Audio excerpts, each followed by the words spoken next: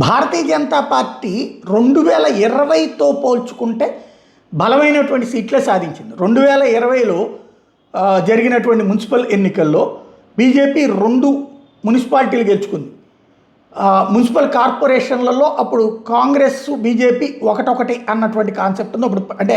అప్పుడు 10 కార్పొరేషన్స్ కానీ 9 BRS, Congress BJP కలిపి ఒక చోట లీడ్ అయినట్టు అయింది పరిస్థితి. అప్పుడు అది పక్కన పెడితే ఇప్పుడు వచ్చేటప్పటికి మున్సిపాలిటీల్లో 1 ఫుల్ ప్లెడ్జ్డ్ మెజారిటీకి గెలిచింది. 6 మున్సిపాలిటీల్లో బీజేపీ సింగిల్ లార్జెస్ట్ పార్టీ. అంటే అక్కడ ఇండిపెండెంట్లు వీళ్ళతో కలిపితే 6 ప్రభుత్వ వీళ్ళు ఏర్పాటు చేయగలరు. 6 మున్సిపాలిటీలు గెలుచుకున్నట్టు అవుతుంది. రేపు 16 తెలుస్తుంది. అలాగే కరీంనగర్ నిజామాబాద్ కార్పొరేషన్లో సింగిల్ లార్జెస్ట్గా వచ్చి అక్కడ ఇండిపెండెంట్లు ఎమ్మెల్యే ఎంపీల ఓట్లతో అధికారం హస్తగతం చేసుకునే పరిస్థితి ఉంది. నారాయణపేట, ఆదిలాబాద్, రాయకల్లో బీజేపీ అభ్యర్థులే చైర్మన్లు అవుతారు.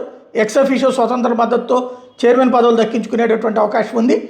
ఓవరాల్గా చూసుకుంటే త్రిముఖ పోరులో బీజేపీకి కొంత నష్టం జరిగిన గట్టి విజయమే సాధించింది. ఇంకోవైపున ఉమ్మడి ఖమ్మం జిల్లాలో అసలు ఇక బీజేపీకి సీన్ లేదన్న చోట కొత్తగూడెంలో 1 డివిజను, అశ్వారావుపేటలో 1 వార్డు గెలుచుకున్నారు. అక్కడ కాంగ్రెస్ పార్టీకి అనుకున్న ఫలితాలు రాలేదు. కొత్తగూడెం అనేక చోట్ల హంగు వచ్చింది. ఇది బీజేపీకి ఒకంత సంతోషపరిచేటటువంటి అంశం. అదే సందర్భంలో మున్సిపాలిటీలో 252 స్థానాలు గెలుచుకోవడం, 252 స్థానాలు గెలుచుకోవడం అన్నటువంటిది ఒక సంతోషకరమైనటువంటి అంశం. వాళ్ళకి కార్పొరేషన్లలో బీఆర్ఎస్ని దాటి బీజేపీ సీట్లు సాధించడం అన్నటువంటిది మరొక శుభ పరిణామం భారతీయ జనతా పార్టీకి.